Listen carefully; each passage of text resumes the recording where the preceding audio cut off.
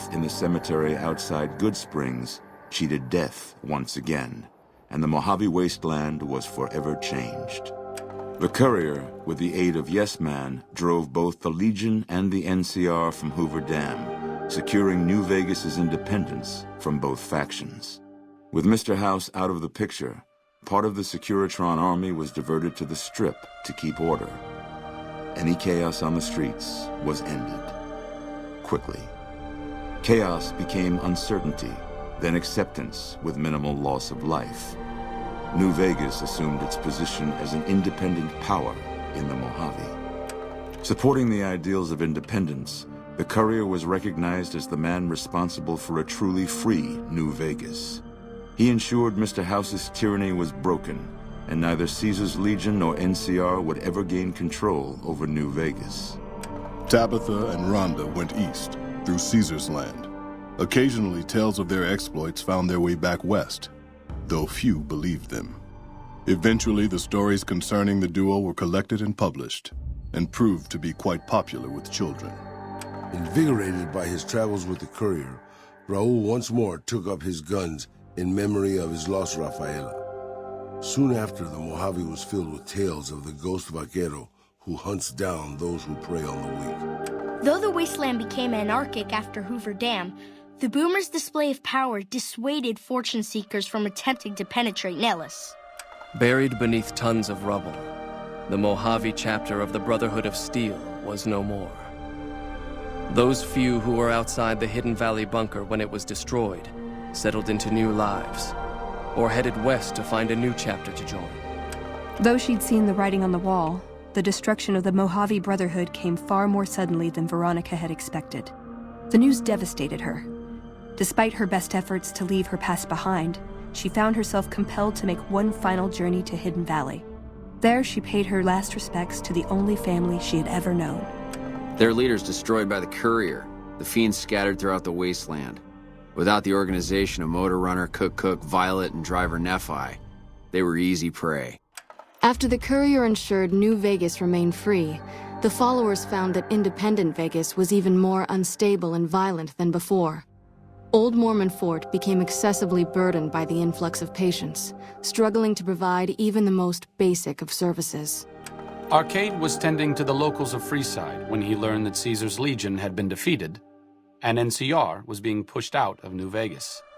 Though he found that independence for New Vegas was not all he hoped it would be, Arcade did his best to help the locals govern themselves. With New Vegas's independence formally declared, Good Springs thrived. More travelers stopped by Good Springs on their way to and from the Strip, and the locals grew prosperous from the traffic. Rose of Sharon Cassidy died as her caravan died.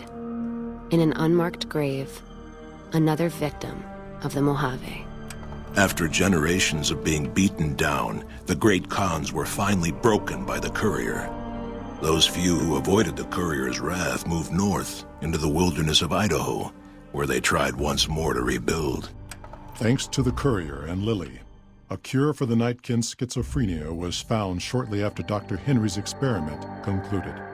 Nightkin and other super mutants in the wasteland flocked to Jacobstown, and the town became known as a haven where a mutant could find peace. Lily continued to take her medicine at half doses, and although she remembered her grandchildren, her mind remained muddled and confused. Eventually, she parted ways with the courier and traveled west, seeking the remnants of her past. In the aftermath of the Second Battle of Hoover Dam, the Kings took the opportunity to viciously force all NCR citizens out of Freeside. Travelers from the Republic quickly learned to avoid Freeside if they valued their safety. With the transplant of Lupa's brain, Rex gained all of the donor's experiences traveling with the Legion. These melded well with his own memories of the Legion, and his new mind quickly adjusted to the myriad memories. Shaped up by the courier's advice, the Misfits distinguished themselves during the Legion's attack on Camp Golf. Mags was finally promoted to sergeant, and the rest of the Misfits received an official commendation.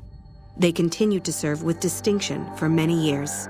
Though Novak was a low-priority target for the Legion, many of Novak's citizens died in its defense. In the weeks that followed, several bright followers returned to Novak to help restore its defenses, allowing it to remain independent of NCR. After Hoover Dam, the leaderless powder gangers at the correctional facility vanished into the wastes, leaving the prison empty. The correctional facility became another abandoned ruin in the wasteland, its carcass occasionally picked over by enterprising prospectors. With Cook dead, the powder gangers at Vault 19 fell apart. Those who weren't destroyed by the courier fled into the hills or attempted to work their way back through the Mojave wasteland. Few survived. After Hoover Dam, Sheriff Myers runs Prim with his own style of frontier justice. He deals with most folks fairly, but now and then someone winds up dead with little to no evidence against them.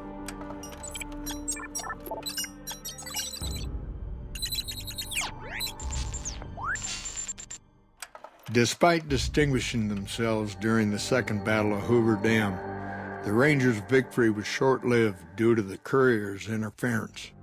Chief Hanlon personally directed the evacuation of the Rangers to Mojave Outpost as they fell back into NCR territory.